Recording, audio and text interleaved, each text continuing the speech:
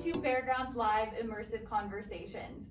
In this weekly series, we sit down with a Fairgrounds collaborator to talk about themselves, their work, and to give you an inside look at Fairgrounds St. Pete. If you're new to Fairgrounds, we're a soon-to-open 15,000 square foot immersive arts and technology exhibit here in St. Petersburg, Florida. I'm Olivia, the Director of Communications and Artist Relations here at Fairgrounds. I am so blessed and I am very lucky that I get to work with our Fairgrounds artists and to share with the community about our big project. Today I have the huge pleasure of bringing you Savannah Magnolia. She is a Tampa Bay artist and entrepreneur, and for Fairgrounds she's creating and has created a larger-than-life painting for the Mermaid Star Motel Sunnymooner Suite. Before we get started today, I did want to let everyone know to make sure to visit our blog, fairgrounds.art/blog, and there you'll be able to see images of the work that we're going to talk about today. And if you have not joined our Insiders Club, I highly encourage you to join, because there we will reveal all of the latest and greatest before we release it to everyone else. We also recently launched our Fairgrounds shop, where you can shop the latest swag for Fairgrounds, and there you're going to be able to purchase a print of Lovebirds, the artwork that Savannah has created for Fairgrounds. Without further ado, let me dive in and share with everyone a little bit about Savannah before we get started with today's conversation. From an early age, Savannah developed a passion for the sciences, which influenced her path towards a career in medicine, studying neuroscience at Boston University. You heard that right. To balance countless hours in the lab, Savannah began taking painting classes where she discovered a love for painting. Her studio practice brought her to Ringling College of Art and Design in Sarasota, Florida, where she earned a BFA. Savannah's work merges science and art by representing the anatomy through stylized forms and hyper-saturated colors. Savannah was awarded the first place award and grant, it was a really big deal, in the VSA Emerging Artist Program at the Kennedy Center in Washington, D.C. She's exhibited her work at the Red Dot Fair at Art Basel, Miami, and was awarded a grant from the United States Artist Foundation in Chicago. And of course, she will be exhibiting her work at Fairgrounds St. Pete. So without further ado, welcome Savannah Magnolia. Thank you for having me. So excited to have you. Super excited. Yes. Amazing. Okay, so let's take this a little back. How did you hear about Fairgrounds St. Pete? So I first heard about Fairgrounds from an open call that went out. I unfortunately missed that open call, which was my fault, but luckily I was showing my work at the Mize Gallery in St. Pete at the time, and Liz Dimmitt, the CEO of Fairgrounds, saw my work, and we had a conversation about collaborating with Fairgrounds, and so I got to know you guys through that. So yeah, that's amazing. So it's like truly what's meant to be is meant to be. Exactly. That's so cool. Yeah. And then, so tell us about Lovebirds. We did reveal this artwork, and it is on our blog. So tell us more about it. Yeah. So I mean, we were talking earlier about, Florida art, and I had a really hard time at first, like, getting into Florida art, because I always, like, being born and raised in Florida, had a hard time with, like, the stereotypical pelican and waterway, oil paintings, and just there's some pretty cheesy Florida art out there. So it was kind of my first, like, foray into, like, cool art that is Florida. And so I took my own, like, unique spin on flamingos and created the corkscrew necked flamingo. And then the background of that painting is all inspired by Takashi Murakami and his famous flower design. So yeah. Amazing. It's really beautiful. It's in our offices now. It is larger than life. Yeah. And we just love how quirky and fun and vibrant it is. Yeah, that painting was so much fun to do. I think it took me like probably 4 days, because I was working around the clock. Like I really had so much fun creating it. So that's so cool. I'm so excited. We're gonna have prints of this piece of Lovebirds for sale, and I'm just I can't wait to have a piece in my office and be able to like walk every day and be super inspired by it. And then just speaking of Florida culture and speaking to what you just said, like how has Florida culture, thinking back now, like you rejected it for a while and then now you're opening up to it a little bit more. So how has Florida culture inspired your work now and then maybe looking back previously? Yeah, like I said previously, I really tried to avoid it just because I felt like it was like being a Florida artist, it was like tacky almost to like portray Florida, but that was just like my very limited belief at the time.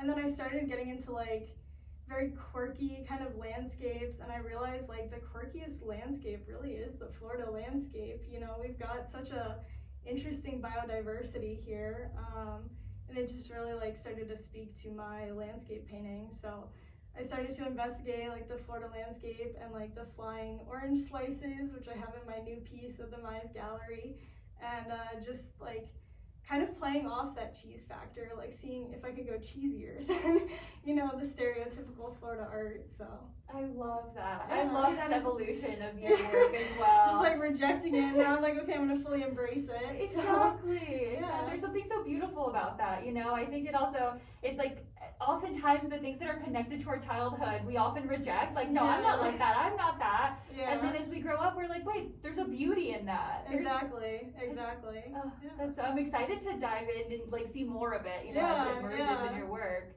Yeah. And speaking of Fairgrounds and being a Fairgrounds artist, what excites you the most about being a Fairgrounds artist? I think like how new this whole experience is. Like, I mean, being one of the first Fairgrounds artists and knowing a lot of the other Fairgrounds artists and their work, I still don't know what Fairgrounds is gonna look like. And I think that's like really exciting. You know, it's just like such a unique idea, and I'm just like really excited to be one of the first artists to like bring it to life. So That's so cool. Yeah. I like love that. And Liz Yeah. says that a lot, where Fairgrounds is like, you know, we're a canvas, and then all of these artists are coming together to create a painting of all, you know, of all of this work, and yeah, we're excited to see it all come together. I think, yeah, me too. and I think you'll vibe off of each other's work as well. Yeah. I've seen like some bits and pieces of the work that's going to be inside of Fairgrounds, but I still like can't even wrap my head around what it's all going to look like. So that's cool. like the most exciting. That's so exciting. And like speaking of your work, so like I mentioned on the blog, we have Inflammation, Portrait of a Perfect Brain, and Big Pharma We Trust. Tell us about these works and how they reflect your practice. Yeah. So I think like first and foremost, you mentioned I used to go to Boston University, so I have a background in neuroscience and chemistry, and then made like a huge 180 switch to the arts, kind of like a big leap of faith. And now I've made my way into like combining the two and really like expressing my passion for science in the arts. And so all of those pieces combine like medicine with art or science with art. So I've kind of come to this like happy middle ground now of my two passions. Wow. Yeah. That is like so amazing. And speaking of which, like you'll be able to see them on the blog, where like you have a range of scale in your work. You have these paintings where you look tiny because they're so huge, and then you have paintings that look like just so like when you can hold them in the palm of your hand. So like just the scale of your work of just being so huge and so tiny. Like tell us about that process and how you evolved to that. Yeah. I think when I first started painting, I was terrified of painting, so I didn't paint any bigger than like, you know, this big. And then when I transferred into ringling and kind of got some confidence with painting, I was like, oh my god, this is so much fun. Like, how huge can I go? And I wanted to go like bigger and bigger. And of course, like being in school, I kind of had the safety blanket of, you know, being in school. And so I started creating these, you know, 5 foot, 6 foot paintings. And so that's like really my passion, is creating those huge paintings. So the one painting you talked about in Big Pharma We Trust is actually 21 feet long, so it's huge. And I don't have a wall long enough in my house for it, so I had to like take off one of the panels of it because it's huge. So I love working on that large scale. Realistically though, I am self-employed and I do have to sell my work, so you know, creating smaller paintings is definitely more conducive to selling work. So I do work in like a wide, you know, variety of sizes for that reason, but I love testing myself. You know, it's easier to paint in a hard edge manner on a huge canvas, so to like really, you know, create something tiny and have it still be that precise is a fun challenge. That is so cool. Yeah. And for those of you who may have not, and some of us who have not heard of that technique, explain that technique to us. Hard edge? Yeah. Yeah. So it refers to like the edge between two colors of paint in this case. So there's like a very hard edge between them. There's like very crisp lines in my paintings. So I work with like very, very flat, very opaque colors. There's no blending or shading or any of that stuff. So any of the like dimensionality that I introduce in my pieces is still like through flat, shapes of color. That's so amazing.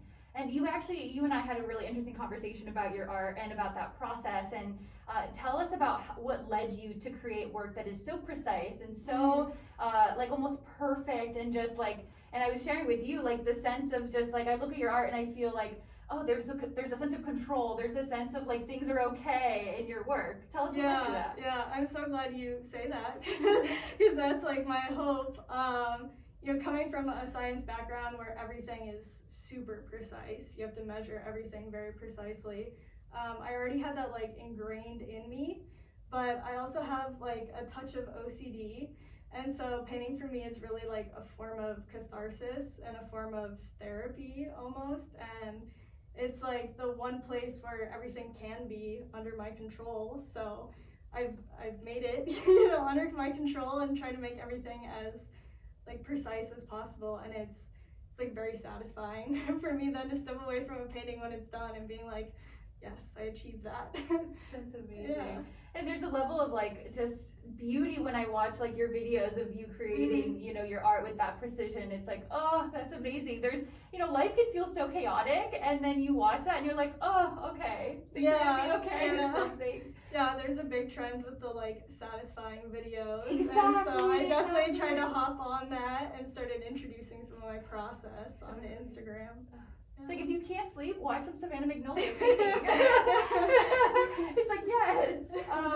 And then so speaking back to like the fact that you create these huge pieces and smaller works in order to be more entrepreneurial, which we can all appreciate. And I'm actually wearing some of your wearable art tonight, and so are you. Yes, which is amazing. As well. Oh, so good. Yeah. Tell us about what led you to wearable art and the kind of objects that you create. Yeah, I mean, so like I was saying before, it kind of came from a place of like, I want to be a full-time artist, now how do I do that, and I want to create these huge paintings, but, not everyone has a space for them, or not everyone has a budget or whatnot, and really like, how can I bring art to my friends, and, to people with my kind of budget, and people that want to support art but don't have a permanent space or whatnot. And then I got a Glow Forge, which I don't know if you're familiar, is a laser cutter. So I got a grant and I was able to buy this laser cutter, and that's how I make all of my jewelry now. So buying that was like a huge jumping off point for me, and now the jewelry and stuff is like kind of my main 9-to-5 gig, and then the paintings are like second to that right now. So but the painting or the jewelry is all hand painted too, so it's all like an extension of my studio practice. Exactly. And I got the brains. I love just how, they're hand painted, they're pieces of wood, they're like very lightweight, and they're just so super fun, and they evoke like that organ, anatomy, mindset kind of quality of your work. Yeah. It's mainly like I wanted to go to shows like kind of representing my paint, like if I had a painting in a show, like kind of representing my paintings. So I started making these like brain and organ earrings, and people would be like, oh, like where'd you get those? And I was like, oh, well, maybe I should start selling these. so then I started making and like selling them. So wow, yeah. That is so cool. And we actually had a really cool moment walking into the studio today. We were meeting with Girls Rock Camp, and one of the ladies was saying how she's like, oh my gosh, I have your art. Yeah, it's so cool. Yeah. Do you feel like a celebrity or something when that happens? No, I don't know. I think like a lot of artists, I get like imposter syndrome sometimes, and so like some part of me is like, oh yeah, like that's awesome, and then some part of me is like, who, me? And I think that's just something that we all, deal with, but yeah, I immediately recognized her. I was like, yes, I know you have some of my artwork. That is so cool. Thank you for sharing that, because I agree. Like, I don't think there's any level that you get to that you'll ever like question, and if you do, I think it's like time to grow, like you gotta like step outside your comfort zone. So I respect you for saying that. That's amazing. let's see. Oh, and then just like speaking of the precision, speaking of like you talk about getting a laser cutter, tell us about your studio. Like what is it like? Just give us the deets. What's that like? Yeah, so everything kind of comes back to my science background and a bit back to my OCD of like how I maintain my paintings and maintain my studio and whatnot. And so now I think I did this once just because I had an extra container lying around because I was taking my dog to the vet and he needed to get a urine sample, and then we ended up not needing the urine sample. So I saved the container and started mixing paint, and it was clean, but started mixing and keeping paint in this like urine sample container. And I just kind of found it like a funny, balance between the medicine and the art. So I started like buying more urine sample containers, and now that's how I have my mixed paint stored. So it's like a cute little shelf of all these urine sample things. That's amazing. Yeah. Just like watch. Oh, it's so cool. It's like you've created like a lab. Yeah. Like, you know, you can see parts of you kind of emerging in that way. That's amazing. Yeah. Now I'm never gonna see like a urine sample container ever like in the same way. Picture with like fluorescent pink. Exactly. Yeah. Should totally do that. Yeah. Some like neon fluorescent. Yeah. And so speaking of like the medical industry, speaking of the fact that like, 2020 pandemic, we're all wearing masks. It's like a very, like we're hearing a lot about healthcare. Like how has all of that and the pandemic like affected you as an artist? I mean, I think in an immediate sense, me being self-employed, it's just, affected my employment and affected my ability to make money off of my artwork because, if we're all in a bad place financially, or most of us are in a bad place financially, no one's buying artwork. So that definitely puts artists in a bind then as well. So I think the main thing with the pandemic was just like, okay, how am I gonna adapt to this situation and try to make different things that are maybe more sellable during this time. And then it's also like, I had a moment where I'm like, we're in the middle of a pandemic and I'm wondering how I'm like gonna market myself better. It's like balancing the fact that we're in the middle of a pandemic and, that should be the primary, emphasis, but then also it's like, we all have to live, we all have to, provide for ourselves.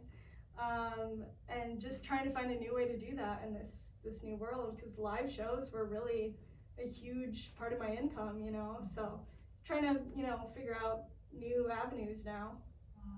And I think something I appreciate so much about you, Savannah, is like how entrepreneurial you are, and how you're able to pivot and you're able to like cater to what people are needing and wanting. So I just think that's super cool, like that you do that. Thank you. And share with us a little bit. You were sharing with me like your Etsy account. That's like a big way that people can kind of collect your work. Yeah. I would say like Etsy is my primary focus right now in terms of selling work and selling affordable work and whatnot. So I sell the earrings and necklaces, small paintings, prints, stuff like that. It's all like under $200, so very affordable stuff. Awesome. Yeah. So if anybody is looking for presents for their friends or neighbors or, any birthdays coming up, Savannah is your lady you want to go to. Yes. It's Melting Magnolia on Etsy. Exactly. Yeah. And it's Melting Magnolia on Instagram too. Yes. Yeah. That's awesome. my like website, my Instagram, my everything. It's Melting Magnolia. Easy. Yeah. Easy peasy. Yeah. So transitioning into just like random things that we all want to know. What is something that most people do not know about you? Oh, okay. Yeah. I was thinking about this for a while because we talked yesterday. So I was a competitive gymnast for 13 years, wow. Which I don't think like anybody knows about me. So that has definitely influenced like my drive and my like ambition from from 4 years old until 17. I was a competitive gymnast, so it's definitely influenced like the type of person I am now. But yeah. That is absolutely incredible. That is so cool. And like, what caused you not to continue being a gymnast? I actually fractured both feet 8 times each. So I was in cast for like 3 years. Wow. Everything's healed and fine now, but yeah. So oh my God. it's a slow transition out of that, but yeah. That's incredible. Oh my God, your persistence. Yeah. I think that goes to show, just like Yeah. you're saying. Yeah, And definitely. I think you've spent your fair share of time in hospitals and, you Yeah. know, around the medical industry. Yeah, yeah, I definitely. can start to see why. Yeah. And okay, and then there was something that I was like very curious about. What was your favorite class in college and why? Yeah. So I started taking art classes while I was still at Boston University, taking my science classes, and I wanted to become a sculptor. Like, I really liked working with clay, and I actually started modeling like brains and stuff out of clay.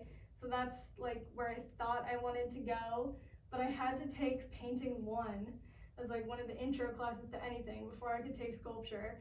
And so I was like, fine, I'll take this painting 1 class, and had no interest in painting whatsoever, and then stepped into that class, had a really like weird but amazing teacher, and like halfway through the semester I like transferred out of neuroscience, declared my major as painting, and just like never looked back. So I'd say that class was definitely my favorite. And that was all black and white oil painting, like representational, you know, from life. So definitely not at all what I do now, but I just loved it. So Do you remember a piece that you made in that class that like you either keep or you just think back on? It's probably the only piece that like kind of relates to my work now. We had to, you know, paint from a still life, but we all had to go to like Goodwill and pick up like a random object from Goodwill.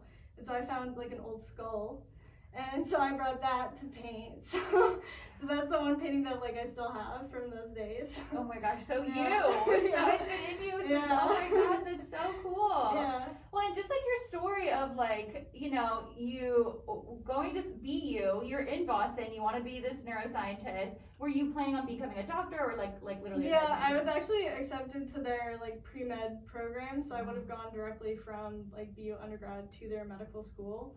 Because I wanted to be like a female neurosurgeon from the time that I was like 4 years old, and yeah. That is so, like, that's just amazing. And like, you know, this like, you know, I don't want to be a painter, I want to be a sculptor, but like, gosh, if I have to take this class, and then it opens up this whole world. Mhm. So I just appreciate the fact that, you know, you're always willing to try things and you're like, let's go for it, like, why not, let's see what happens. And you just have a willingness of just like, let's go for it and see what happens. Yeah, thank you. Yeah. Yeah, if I didn't have that, I wouldn't be where I am now, so Exactly. like I'm grateful for that too. Yeah. Oh, that is so cool. You're hashtag inspo, Savannah. I can't. Merging into more random questions. You have the world's cutest dog in the, like, I can't even. And if you're not following her on Instagram at Melting Magnolia, you need to see her pup. He's like a walking little canvas. He is so gentle and so cute. Tell us about him. We need to know everything. Yeah. His birthday is in a week or 2. He's gonna be 9. But he's a miniature American Eskimo. And we actually got him in a super random way. Like, we were at an art fair in Naples, like a downtown street art fair, and there was this like older couple who was like standing by the side and had this like small litter of puppies, and they were about to be moving and they couldn't take the puppies with them, so they were trying to like give away the puppies. So we got cotton from them. And then, like, fast forward many years later, my parents actually lived next door to them in an RV park for a couple months. And I brought Cotton outside one day at the same time, like, Cotton's mother, like, actual mother, is coming outside. So that was, like, strange and awesome. What? The synchronicity of the whole thing? Yeah.